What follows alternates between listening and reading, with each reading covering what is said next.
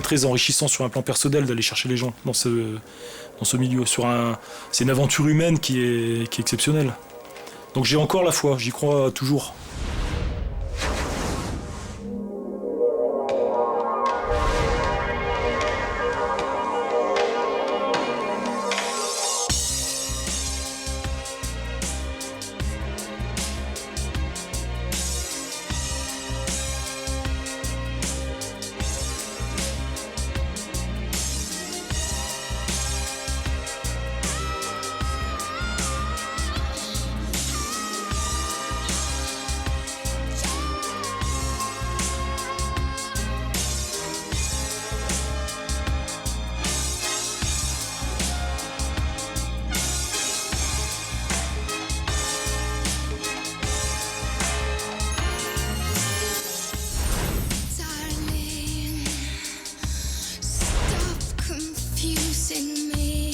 Chamonix, le CNISAG, le Centre national d'instruction de ski et d'alpinisme de la Gendarmerie nationale.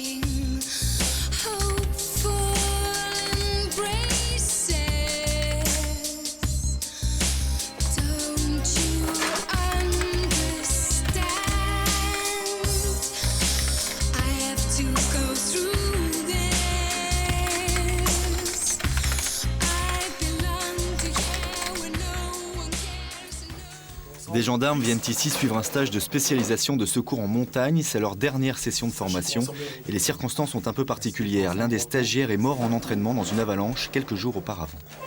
Vous allez attaquer un stage un petit peu particulier cette semaine parce que vous n'êtes pas sans savoir qu'il manque un de vos camarades à partir de ce matin. Cet accident matérialise complètement le sens de notre métier et le risque qui fait partie prenante de notre activité.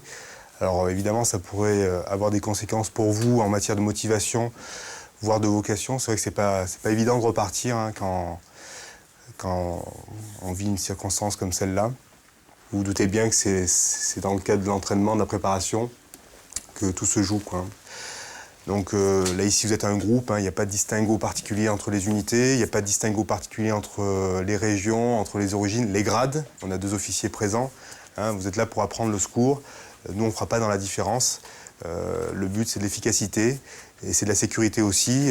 On ne peut pas agir en opérationnel en matière de secours de manière identique à ce qu'on peut faire en amateur, en alpinisme.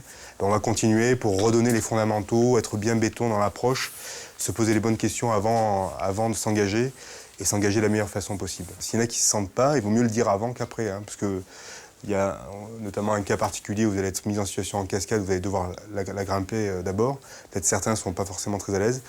Donc il faut impérativement le dire au préalable pour qu'on fasse les choses dans les meilleures conditions. Aujourd'hui, exercice en cascade de glace avec accès par le bas, donc en terrestre. Les gens vont mettre en application toutes les qualités techniques d'alpinistes, justement pour aller gravir ces cascades de glace et aller chercher les gens, les conditionner et les évacuer.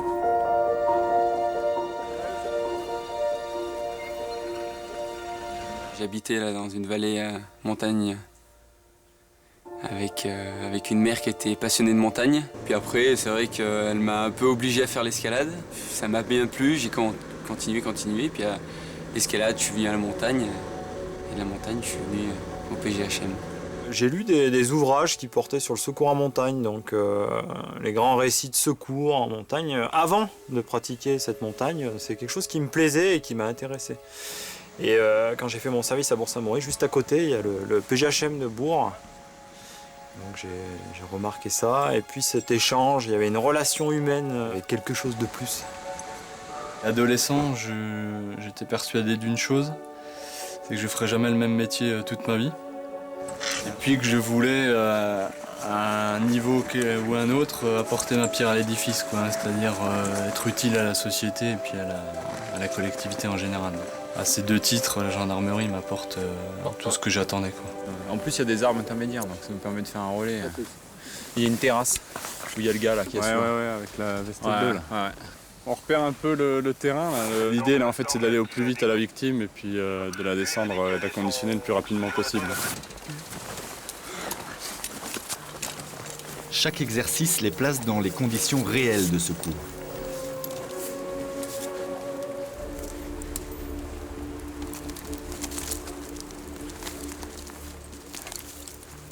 Le scénario est en place, Jonathan joue le rôle de la victime, un formateur celui de son compagnon, Olivier et Mathieu organisent la mission. Qu'est-ce qui vous arrive? Il est tombé en fait, il a fait une chute et je crois qu'il s'est fait très mal au fémur. Restez sur place, on va vous rejoindre. Tu sais assurer? Ouais. Tu as mis sur? Tu pratiques? T'en as déjà fait, non? Ouais, pas de la cascade, mais je fais de l'escalade.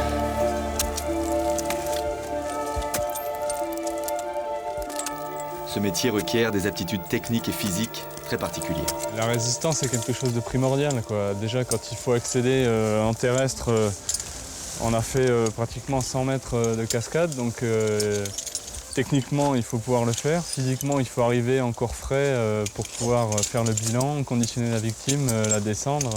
De toute façon, il faut quand même avoir une certaine expérience dans le milieu montagne, escalade, glace. Enfin, c'est assez complet, hein. Que ce soit ski et tout le milieu. On ne peut pas arriver comme ça et se dire je vais rentrer au PGHM. Il faut avoir une certaine connaissance du milieu, mais ça s'acquiert assez rapidement si on est motivé.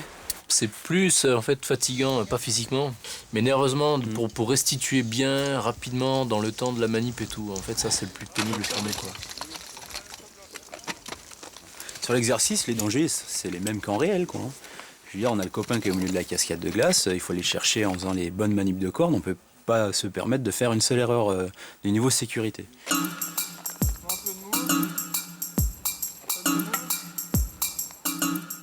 Une fois parvenu à la victime, il faut faire un premier bilan vital. Est-ce que tu as une perte de connaissance initiale? Je crois pas que j'ai perdu connaissance. Il faut demander à mon collègue là s'il a vu. Mais... Bon, Fred, écoute, j'ai fait le bilan. Donc là, a priori, donc c'est fémur, jambe droite.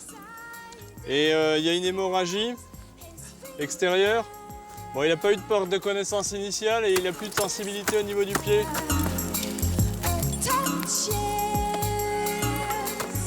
Il n'y a peut-être pas la petite touche d'adrénaline qu'on a quand c'est vraiment un vrai secours, mais je dirais qu'elle est remplacée par la pression qu'on a vis-à-vis du regard des instructeurs. Étape suivante, conditionner la victime, tout ça sous la pression du regard des formateurs. Je peux le défaire, ouais, il est pris sur... Ouais. Pourquoi vous n'utilisez pas cette corde là, regarde? Mais... Ouais. Il y a une super moulinette au-dessus là, vous avez qu'à... Pourquoi tu te fous pas attention là-dessus? Non mais... Ça normalement ça y est ou pas? Ouais. Bah ouais, elle y est la corde. L'option des formateurs, ça a été de les faire un peu... de les confronter à la difficulté.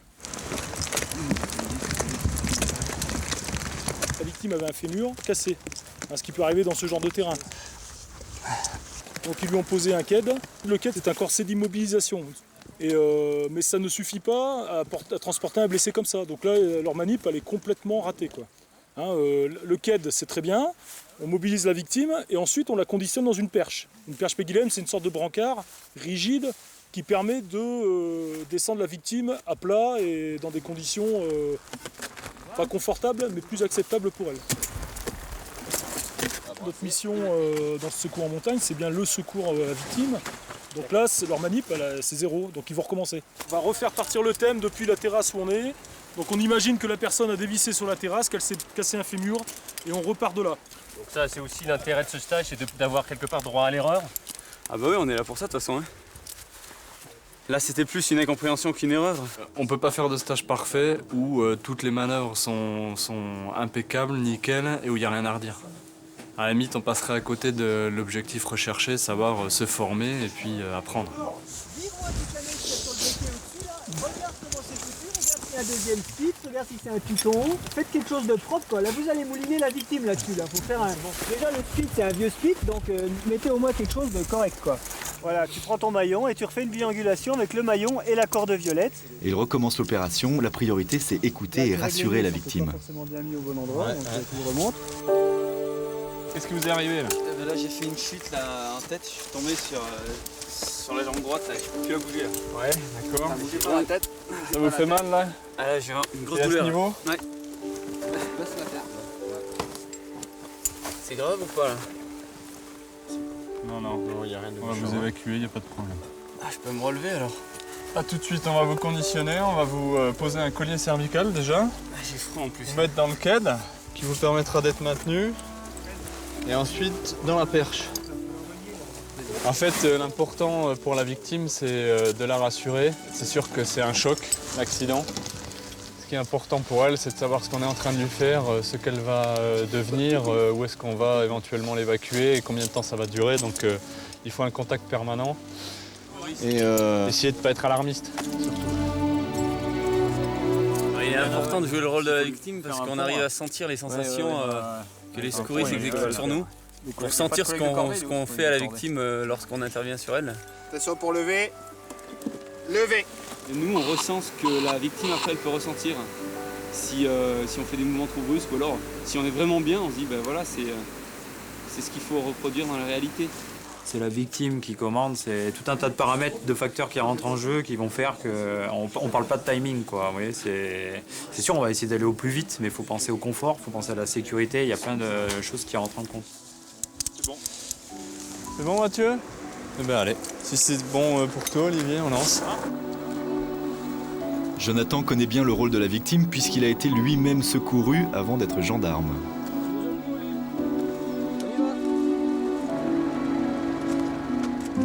Alors, la première fois, c'était un ami à moi, donc c'était un ami de compagnon de cordée qui était avec moi. Il a eu un malaise dû sûrement à l'indigestion de l'eau qu'on avait bu en glacier. Donc il était dans l'incapacité de descendre, de monter, de faire quoi que ce soit. Donc Briançon est venu nous élitreuiller en paroi. Donc premier secours sympathique. Et la deuxième fois, c'était un peu plus différent parce que c'est une personne qui m'est tombée dessus et qui s'est cassé les 2 chevilles.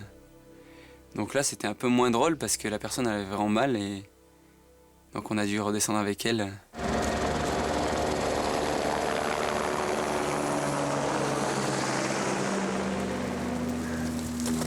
Le fait d'avoir été secouru par le PGHM et le CRS a confirmé mes choix pour y rentrer parce que c'est les voir travailler et venir me chercher moi. Je me suis dit un jour, ça sera moi qui ferai le même boulot qu'eux.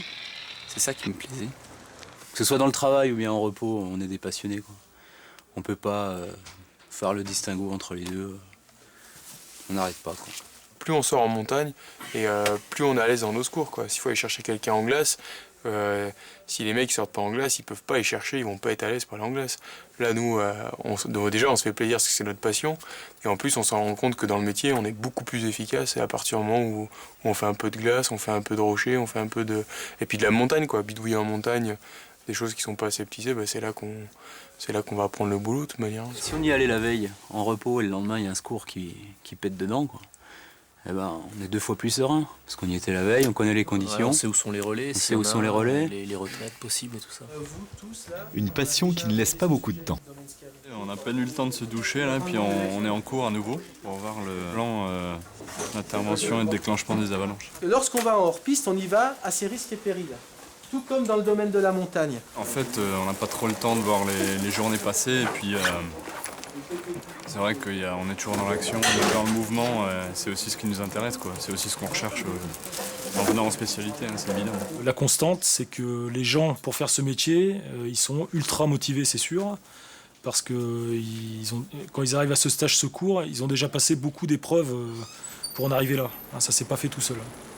On ne rentre pas dans les unités de secours en montagne par hasard. Ça demande beaucoup de travail.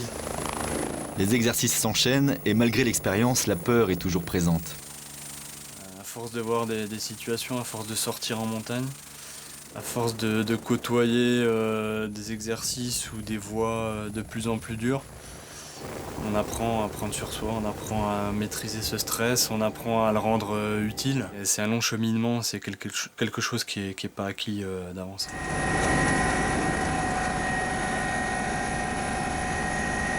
La notion de sécurité, c'est quand même quelque chose de très important. Donc, du moment qu'on se dit que notre sécurité est en jeu et celle des autres, ça vaut plus le coup d'y aller. Si c'est pour mettre tout le monde au tas, pour aller chercher une personne, bon, le but, il n'est pas là. La finalité du métier, elle n'est pas là.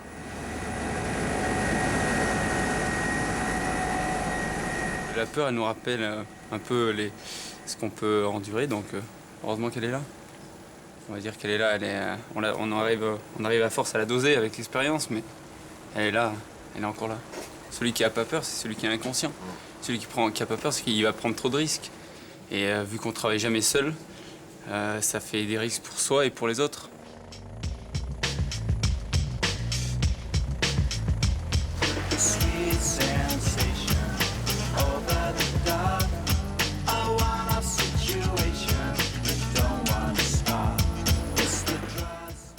« 90% des interventions de secours en montagne se font par hélicoptère. Seuls des problèmes de météo peuvent empêcher un hélicoptère de décoller ou d'atterrir.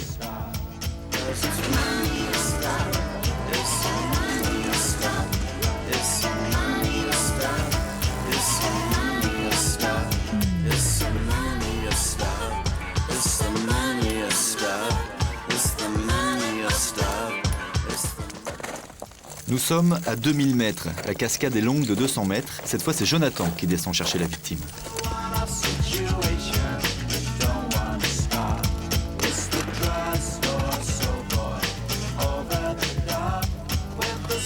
Ça va monsieur, vous m'entendez toujours?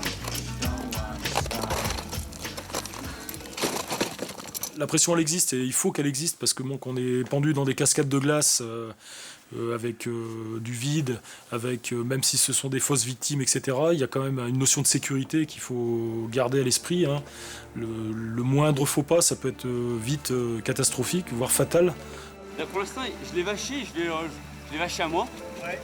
Et là, je vais le remettre une broche pour le vacher plus près. Tu l'as vaché à toi, ok. Là, je l'ai vaché à moi, il l'a. Ouais. Voilà, donc je l'ai vaché au début, j'avais vaché la perche, mais elle tient pas toute seule, quoi. Les stagiaires ont quand même cette pression du milieu et il faut qu'ils l'aient. Hein. Il faut que ce soit une pression positive. Attends. Vous inquiétez pas, on la descendra en dessous, c'est pas vous qui va monter dessus. Vous, normalement, maintenant, vous n'avez plus rien à faire. Vous avez juste à vous reposer et vous nous dites si vraiment il y a quelque chose qui va pas. D'accord. Okay. Léo, c'est bon. Pourquoi on a cette sensibilité? Parce qu'on a vécu des moments difficiles en montagne, du fait qu'on soit tous guides de haute montagne, qu'on a une liste de courses, qu'on vit dans ce milieu, et on sait très bien qu'on a tous vécu un jour une situation de détresse. On sait que c'est difficile à vivre et que ça peut être fatal, et qu'on attend beaucoup des gens qui viennent nous chercher, quoi. On a tous été plus ou moins un jour dans la situation de la victime ou en passe de l'être. Et on sait à quel point c'est important d'attendre un secours. Et du côté sauveteur, c'est très très enrichissant sur un plan personnel d'aller chercher les gens. C'est une aventure humaine qui est exceptionnelle. Donc j'ai encore la foi, j'y crois toujours. C'est pour ça que je fais toujours ce métier. Le jour où j'aurais vraiment trop peur, ou j'aurais pu vraiment le goût d'aller chercher les gens, je ferai autre chose. Je pense que j'arrive à transmettre ce message à mes stagiaires. La victime est remontée, mais le temps se couvre. L'hélicoptère va essayer de passer, mais il ne pourra certainement pas. Il faudra reconfigurer la mission, descendre à pied et de nuit. Le problème, c'est qu'après c'est soudé, on ne peut pas repasser dessous. Si on est au-dessus, on est obligé de trouver une des aides au-dessus, des nuages, et puis d'attendre de retrouver un trou pour retrouver le contact du sol pour venir ici. Tant qu'on n'a pas la vision du sol, on ne descend pas. Et descendre comment, s'il vous plaît pas? À pied.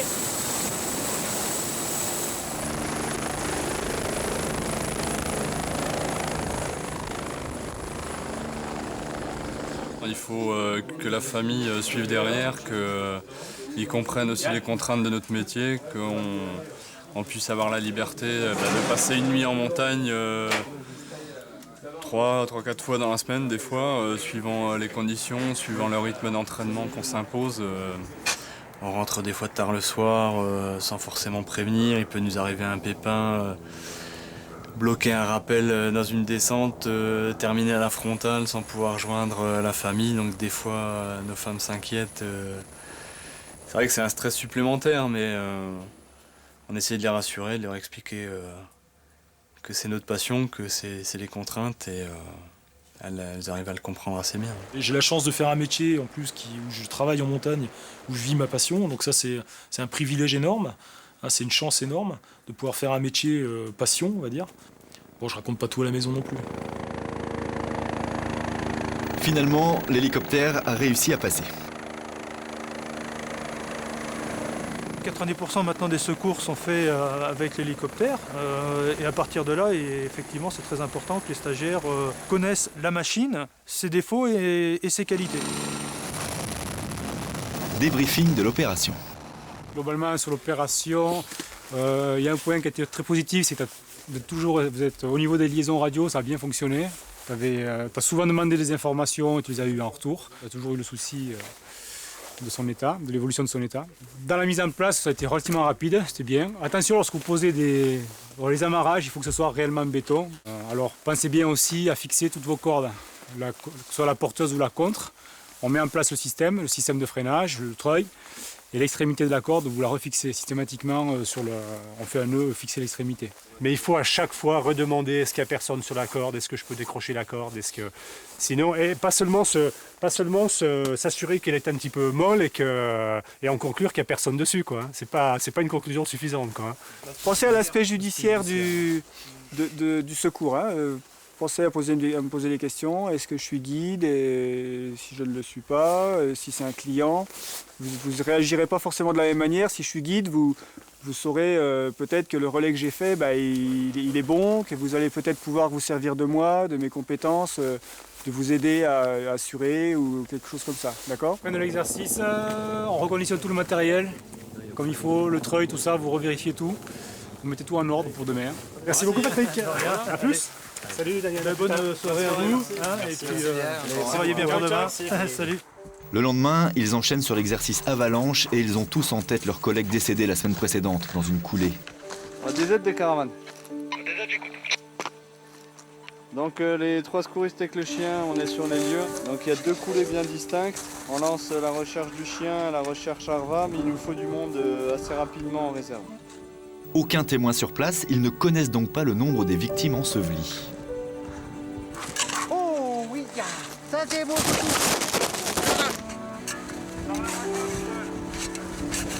Vous m'entendez, monsieur? Il a quoi? Il a rien? T'as mal quelque part? Moi? Pas une perte de connaissance?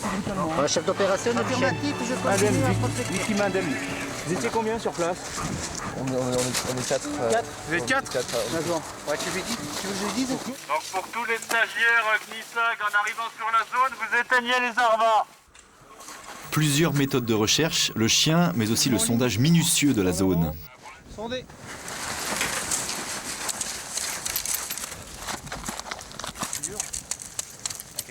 La semaine dernière, on était en entraînement, donc il y avait le commandant de notre unité avec un autre gendarme qui était en entraînement, donc ils sont partis en ski, ils sont remontés en pot de phoque en randonnée sur la station et ils ont décidé de descendre dans un endroit hors piste, donc qu'ils connaissaient très bien, que tout le monde connaissait au PGM, et un de nos collègues malheureusement s'est fait prendre dans une plaque avant qui est une avalanche, et avec ce qui s'ensuit, donc il a été pris dans l'avalanche et il y est resté. Sur le coup on y va et même s'il y a le stress et tout, et ben mine de rien, on fait ce qu'il y a à faire. Je veux dire, Patrick, il est parti, il est parti avec le chien, il a sondé l'avalanche. Moi, je suis parti derrière, j'ai fait l'avalanche. Patrick a commencé il a commencé le massage cardiaque. On fait le massage cardiaque. On a fait tout ce qu'il y avait en amont à faire, appeler les brigades pour qu'ils viennent sonder tout ça. Ça, on le fait, et dans le secours, on n'a pas le temps de penser, je veux dire, comme on disait tout à l'heure, à soi-même et tout ça, mais c'est après, c'est le soir on rentre chez soi et là on commence à réfléchir, on se dit c'est vrai, ça aurait pu m'arriver, c'est vrai si, c'est vrai ça. C'est normal qu'il y ait une remise en question, mais vraiment, dans le feu de l'action, on n'a vraiment pas le temps d'y penser, et c'est vrai qu'après, c'est en rentrant chez soi, là on commence à se dire, tiens, ça aurait pu m'arriver, j'ai perdu un collègue, j'ai ci, j'ai ça. C'est à ce moment-là que les sentiments commencent à remonter. Et aujourd'hui, il y avait un atelier réanimation avec massage cardiaque et bouche à bouche. Donc chose que j'avais pas pratiquée depuis la semaine dernière, depuis le drame. Et le fait de se retrouver confronté sur une avalanche et se dire... parce que c'est toujours facile, jusqu'à aujourd'hui, je disais bon ben ça va, hein, de toute façon il faut que ça aille et puis il faut que ça continue, comme disait Michael, il faut que la vie continue. Maintenant, quand tu n'es pas confronté au problème, je ne savais pas aujourd'hui comment ça allait se passer, ça s'est très bien passé. Et c'est là que je vois vraiment que ben ouais, c'est une vocation, je veux dire, je suis fait pour ce métier, quoi. Là, il n'y a pas eu de doute, je me suis pas dit, écoute, là tu as eu un coup dur la semaine dernière, tu n'es peut-être pas fait pour ce boulot, ben si. Là aujourd'hui, je me suis rendu compte que ça nous a touchés, ça nous touche encore et ça va me toucher un moment, enfin nous deux même, tout le monde. Mais voilà, moi ce boulot je l'aime et ça me donne encore plus envie de me donner à fond pour sauver les gens, quoi.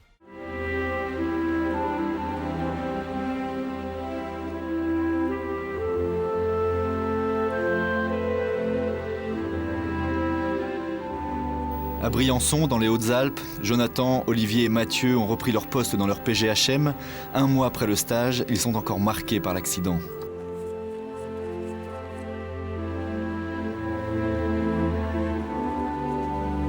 Quand on est vraiment confronté sur le terrain à une avalanche pour la première fois de sa vie, avec des gens qui sont dessous, c'est dur. Ah, c'est un milieu qu'on n'aime pas fréquenter. Hein. Et après, je sais que c'est l'un des seuls domaines où j'aime vraiment pas. C'est là où je trouve que c'est là où on a le plus de choses à appréhender, quoi. Bon nombre de professionnels se sont fait prendre dans les avalanches et ils peuvent en témoigner, quoi. Donc il y a toujours cette notion un peu du hasard qui arrive. Et puis malheureusement, quand on a des collègues qui se font prendre dedans, comme il y a un mois, nos collègues d'Auvergne, bon, ça fait réfléchir, quoi.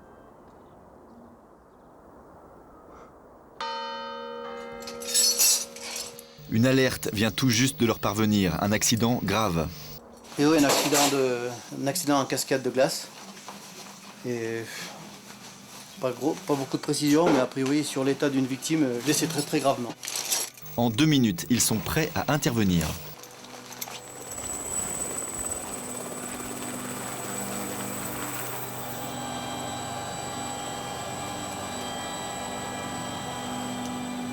L'hélicoptère va chercher le médecin sur le toit de l'hôpital.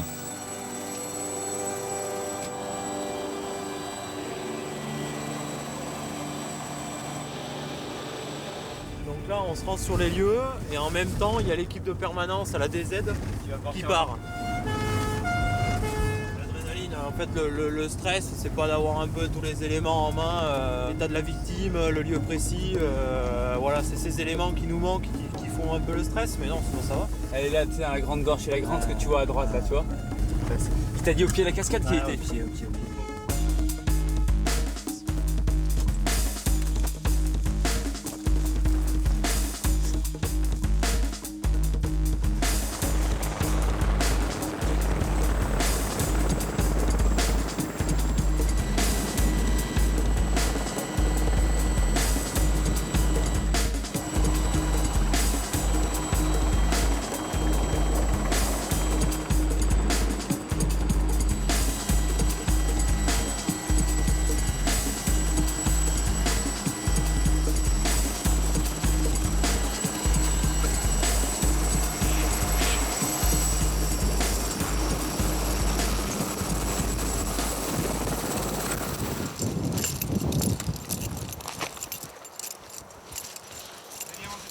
Tous les blocs là, on y va.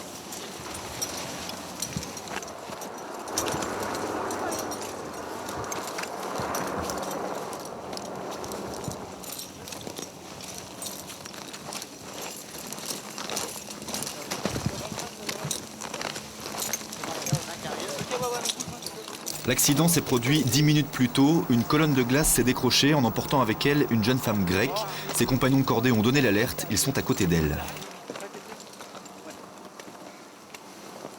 Voilà, non, un tube là. Son état est très critique. Le médecin met tout en œuvre immédiatement. Massage cardiaque, intubation, électrochoc. Non, pour l'instant, je reste là.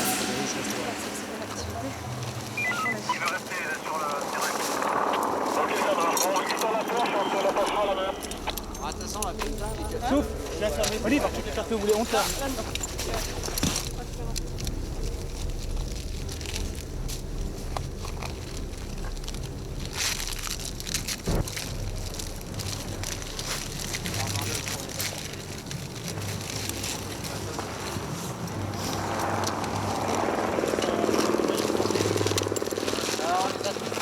Oxygène.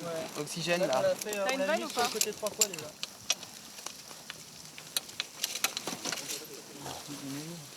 Ouais, elle est pleine de sang. Donc je masse, je fais des gants, il y en a plus qu'un.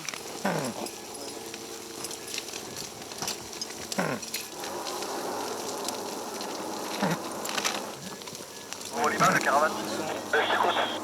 Il y a un autre blessé là-bas. Il y a un autre blessé là-bas. Honoré! Olivier part donc sur un autre blessé, signalé à une centaine de mètres de là. Ça fait combien là? Ça fait 1 minute. Il y a une rupture d'un gros truc. Comme ça et un édème.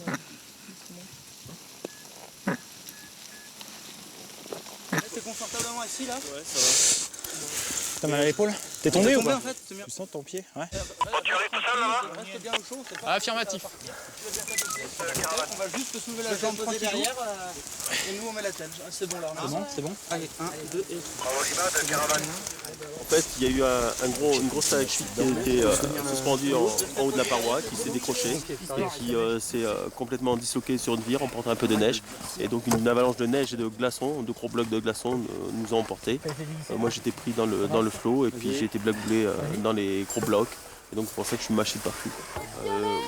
À ce moment-là, mon compagnon était en retrait. Il a eu le temps de se mettre sous la paroi. Moi, mal à l'épaule aussi? Ouais, à l'épaule, ouais, j'étais un peu mâché. Il y avait d'autres cordées, notamment une cordée de grec. Et la fille était sur la paroi en train de grimper et elle a été emportée. Qu'est-ce qu'elle a? Je sais pas. Ouais, il me faut la perche parce qu'il a une suspicion au niveau de l'épaule gauche aussi, fracture ou... Ouais, bien reçu, merci. Arrête.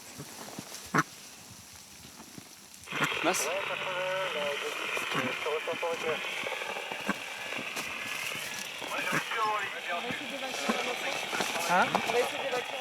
De l'autre côté, le massage continue et l'espoir revient. Il y a une petite activité là. Ben. Ça veut dire que... Honoré, viens voir. Ça là en premier. Ouais. Il faut décider maintenant quelle victime sera prioritaire pour être embarquée dans l'hélicoptère. Chauffe, si tu me reçois, c'est notre victime qui part en premier dans la perche. Ouais, c'est bien reçu. Ça va? Vous allez bien? Ouais. C'est l'autre qui perd. Ah, ça craint là, non? Ça s'est cassé la gueule de là?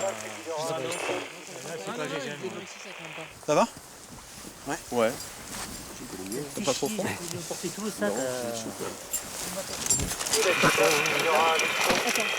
Ah, laisse, attends. Tu nous confirmes, on a été pris en premier, celle-là? On va regarder. Ouais. Ok. Honoré, Il va être obligé de troyer peut-être là. tu l'as... Hein? Non, on la montre là-haut, autrement. Tu veux qu'on la monte là-haut? Mais là-haut, On prépare la perche? super haut quoi. Attends, on va réfléchir. Hein? On va réfléchir.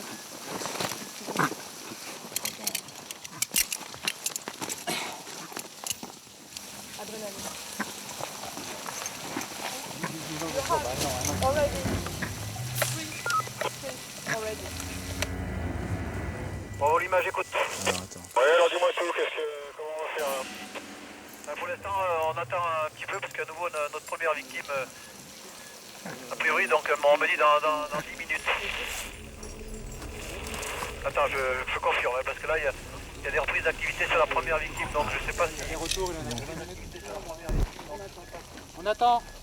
On attend pour la première victime. Non, mais c'est bon, tenir la deuxième victime, c'est pas urgent. Ça va faire son rôle. C'est bon. Donc là... Le dos, ça va, le dos? Le dos? Dans le grillage, mais bon. Non, mais de toute façon, elle se vide ou elle a un peu Et elle a un peu spontané ou pas du tout? Elle a eu une activité pendant quelques secondes. L'ami de la jeune femme qui assistait au massage depuis le début est finalement amené vers Olivier. Il est sous le choc. C'est lui l'ami? Ouais. Alors, il est quoi? Il est espagnol? Ouais, il parle anglais. Putain, non, je parle. Faut dire qu'elle va être évacuée sur Briançon. Ouais, mais ça, je lui ai déjà dit. Bon, ouais, voilà. Mais maintenant, il peut retourner. De toute façon, il ne sert plus à rien. You go with your friend and you go in the... Je dis quoi? À l'hôpital? Ouais, qu'il aille à l'hôpital. Il récupère ses affaires. Il peut récupérer ses affaires. Your bag? Stay here. A nice skin. Il a mal au bras? Il va à l'hôpital. I feel okay. I can feel it, but it's okay. Yeah, yes, okay. Okay. You stay here and you go with the helicopter in hospital. Non, en voiture. No, in helicopter. In car? Problem, you decide. No problem. So You come with us at Argentina. To Argentina, okay? Where is your bag? Your bag, material. somebody else to do this. Okay. J'ai le thermos dans la bagnole. Vous allez voir ses amis pour lui dire que eux ils rentraient. Ah mais il y a encore un petit pote. Hop. Vous aurez de la place pour les redescendre? Oui, je vais redescendre. Non mais il y en a encore un autre là-bas. Ça serait bien qu'il y en ait un qui vienne parler avec lui quoi, parce que là... Ok. I go... Merci. Tu lui dis qu'on va chercher un de ses copains parce qu'il est grec et qu'il y en a un qui le réconforte quoi. Ah ouais, mais... Tron, je viens avec toi, moi. Non, mais comment tu Dans la machine. Ouais, Lima de Caravane. J'écoute. Ouais, on me demande si tu as la possibilité de te poser à côté de la victime pour la récupérer sans arrêter le massage. Je pense que c'est pas possible, vous êtes, hein. Juste un coup d'œil, je suis là.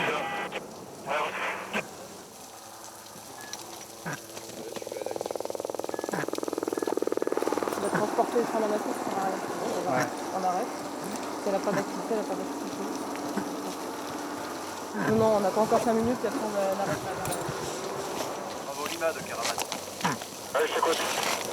Ouais, donc là, on a pas encore 10 minutes. On travaille sur la victime, puis après on arrête. Ok, ok. Arrête.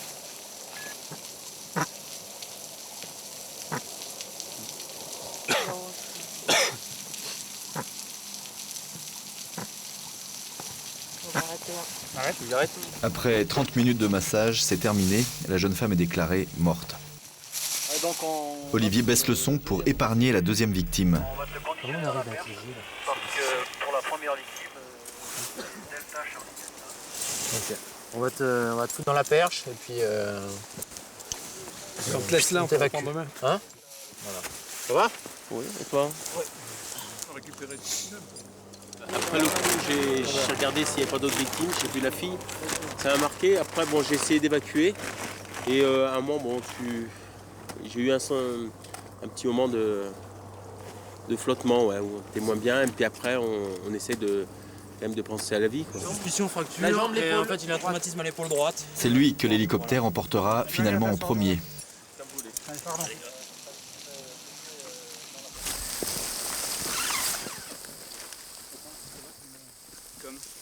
Donc on t'évacue par électroyage. On va te sangler comme une grosse saucisse de Toulouse. C'est comment ton prénom? Olivier. D'accord, merci Olivier. Mais de rien. Hein. Ça te tire pas le câble, les épaules, c'est bon? Ouais,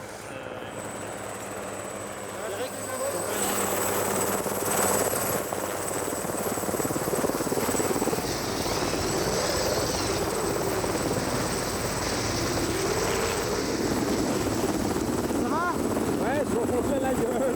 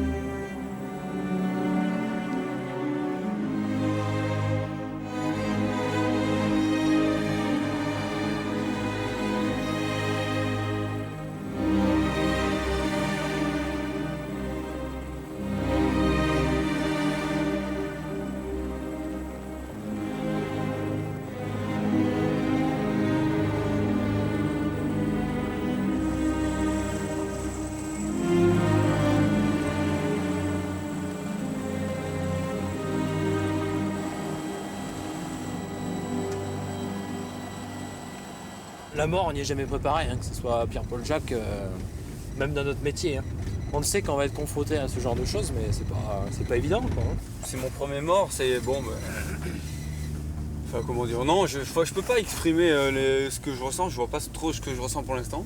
On verra, c'est dans le futur, mais c'est sûr que là, on n'a pas vu la chute, mais on a vu de toute l'étape à partir on a réanimé jusqu'à la mise dans le sac. Ouais. Et c'est quand même, on passe d'un instant où on a de l'espoir qu'elle va revivre, donc on est en nous, on se dit c'est quand même bien si j'arrive à sauver une personne. Ouais. C'est quand même là, on est motivé, donc on donne tout, on écoute le médecin, on lui dit vas-y dis-moi si t'as un truc à faire, je le fais. Et puis à la fin, quand elle nous dit c'est bon, on arrête, on se dit que bon ben voilà, on n'a pas réussi malgré tout ce qu'on a fait, on n'a pas réussi à la sauver.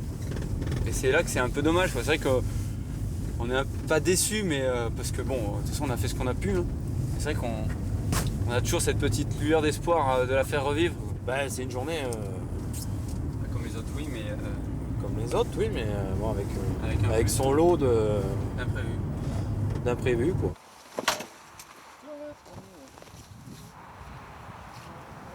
On va faire un petit débriefing très rapide parce que bon, c'est vrai que là il y a Jonathan qui est jeune à l'unité, donc c'est pour savoir s'il a rencontré des difficultés particulières.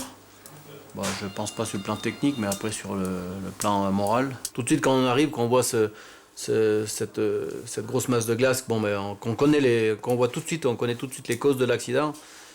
Et puis je dirais la qualité de la victime, bon, ce sont des amateurs.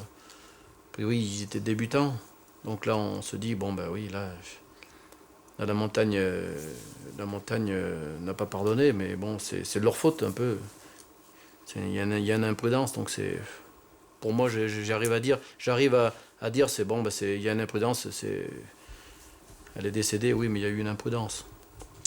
Si c'est un professionnel, on n'a pas toujours la même démarche, on se remet vraiment en cause, parce que là on pourrait être à leur place, et là les images restent plus longtemps. Et puis après il faut essayer de vite se remettre sur, là en l'occurrence, il faut vite essayer de se remettre en cascade, parce que si on réfléchit trop longtemps, après on s'y met plus après. Un accident comme ça on le vit pas tous les jours, et c'est sûr qu'il faut pas rester sur cette idée, je vais plus aller faire de glace parce que j'ai peur des glaçons qui tombent. Mais on va y aller maintenant, c'est sûr qu'on prend toujours un temps de réflexion après quand on va s'engager en glace. Briançon, bonjour. Le lendemain, la vie reprend son cours avec d'autres alertes. Aujourd'hui, Olivier assure la réception des appels. J2. Eh ben, je les préviens tout de suite. Des aides de 18. Ouais, on écoute. Bon, on a une demande d'intervention à Montgenèvre. Ah ok, tu sais ce que c'est? Alors tu prends les éléments, c'est un gamin qui a 14 ans, suspicion fracture fémur en J2. Ok, t'as d'autres précisions ou pas? Non, il y a Bernard qui vous attend sur le toit.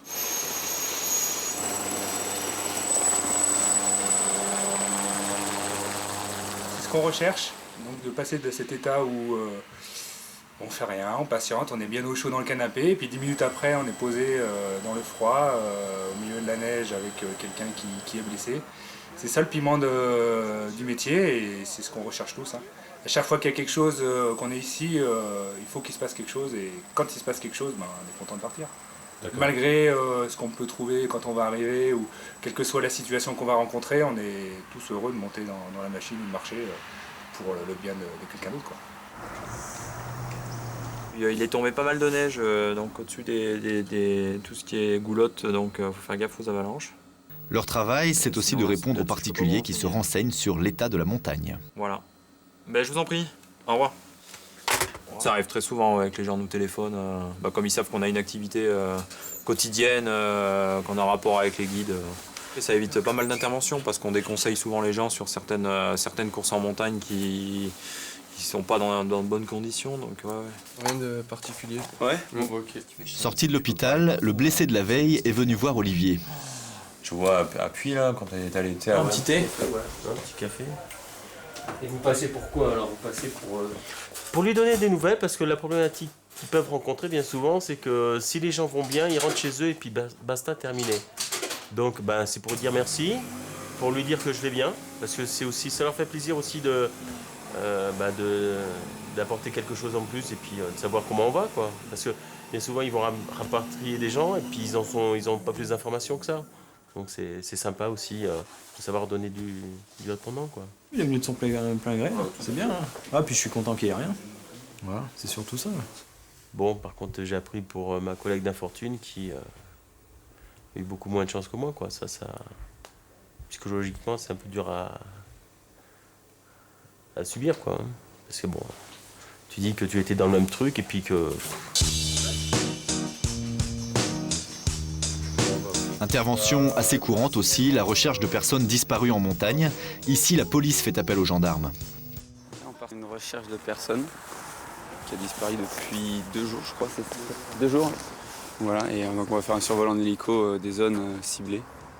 Elle est disparue dans un cadre de montagne ou elle est... Après, moi j'ai pas trop... C'est une personne dépressive, comme ça arrive fréquemment ici. Donc des gens qui, sur cette période de l'année un petit peu terne et morose, décident de partir et de mettre fin à leur vie, quoi. Donc soit en perdant la mémoire, s'aventurent dans la nature et puis par épuisement s'assoient et puis meurent de froid, carrément mettre fin à leur jour de manière volontaire, soit en se jetant dans l'endurance, soit en se jetant d'une falaise, voilà. Donc vous avez besoin du concours du PGHM pour... Tout à fait. Donc en qualité de spécialiste, ils appuient la compagnie de manière à éventuellement retrouver la personne, si possible vivante, et en tout cas rassurer les familles. Voilà. Comme ça, on a un devoir de moyens et aussi de résultats, mais déjà à mettre les moyens.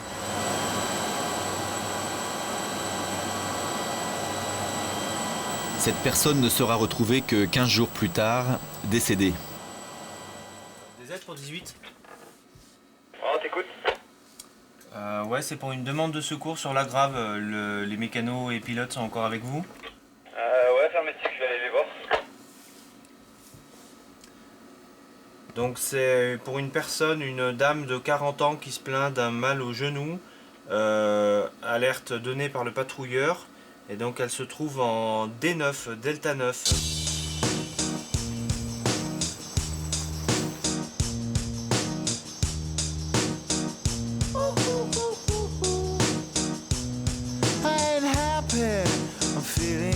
I got sunshine in a bag. I'm useless, but not for long. The future is coming on. I ain't happy.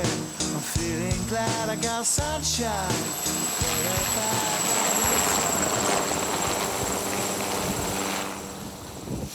Bon alors, qu'est-ce qui s'est passé? Je suis tombée. Ouais. J'ai pas déchaussé. D'accord. Sur le genou? Ouais, ça fait mal? Maintenant, oui, ça commence. Vous avez senti que... J'ai senti que ça portait... D'accord. Vous arrivez à le plier quand même? Ouais. En fait, je pense que c'est le froid. Il y a quelqu'un qui peut vous prendre les skis pour descendre? Mais j'étais bien contente de vous arriver. Ouais. Ça va, vous n'avez pas trop froid? Ça rassure? Oui, c'est rassurant, c'est sûr. Tu pourras aller avertir votre collègue. On va vous monter tout à la machine. Ils vont vous monter, vous allez venir vous caler sur moi. On va vous prendre sous les bras. Et puis une fois que vous serez dans la machine, vous aidez avec votre jambe valide, vous êtes assise dans la machine. Donc mettez bien votre écharpe sur le visage, là, ça vous protégera toujours de la neige. Bah là c'est des interventions qu'on aime bien, quoi. Ouais. Pourquoi tu aimes ce genre d'intervention? Parce que ça se finit bien. Ouais. C'est bien pour la personne, en plus elle est joyeuse. Malgré les circonstances, elle a le sourire aux lèvres, c'est quand même agréable. Ouais.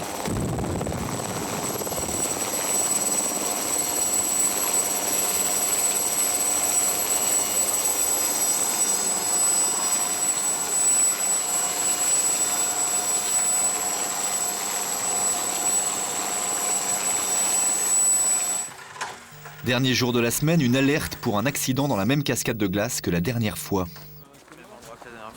Ah ouais? Le même genre d'accident qu'avant-hier, donc chute de glace sur des grimpeurs qui étaient au pied des cascades, quoi. Au même endroit, tu disais? Ouais, pratiquement au même endroit, voilà. Ça fait quoi de repartir sur la même chose? Bah, ça fait des boulots, quoi. Sur écoute. Bon, les TRS sont prévenus, on va être sur place.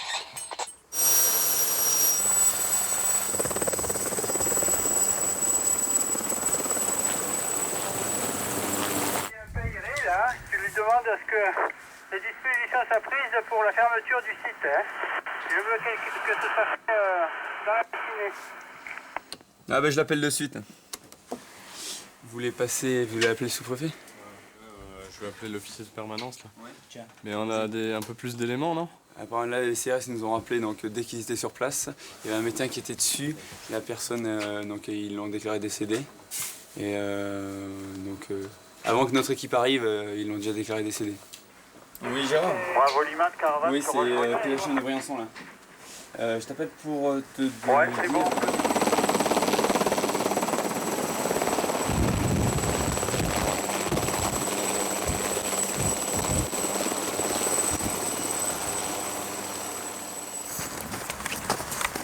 Comment ça s'est passé? L'accident en lui-même, c'est à peu près le même scénario que l'autre jour, sauf que là, c'est des gens qui traversaient en bas, qui n'étaient même pas encore équipés, pas de casque sur la tête, et il y a une grosse chandelle qui est partie du haut.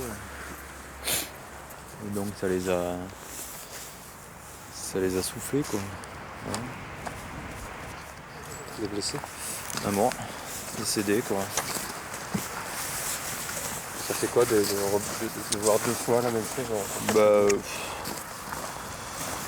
Je veux dire, c'est dur, hein, c'est un peu énervant quoi.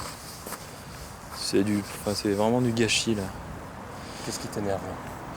Ce qui m'énerve, c'est que le site était fermé suite à ce qui s'est passé la dernière fois. Donc c'est quelqu'un d'inconscient, tu penses? Je sais pas, il faudra déterminer les causes, hein, je suis pas là pour juger, mais ce qu'il y a, c'est que c'est exactement le même scénario que l'autre jour. Les gens ont été prévenus et puis bon, là le mec il s'expose carrément, il a pas de casque sur la tête et voilà. Ça pardonne pas quoi. C'est sûr que deux mêmes scénarios dans la même semaine, ça fait un peu lourd quoi. Prêt à repartir quand même? Ouais, prêt à repartir. Hein. J'espère pour quelque chose de moins grave. Mais...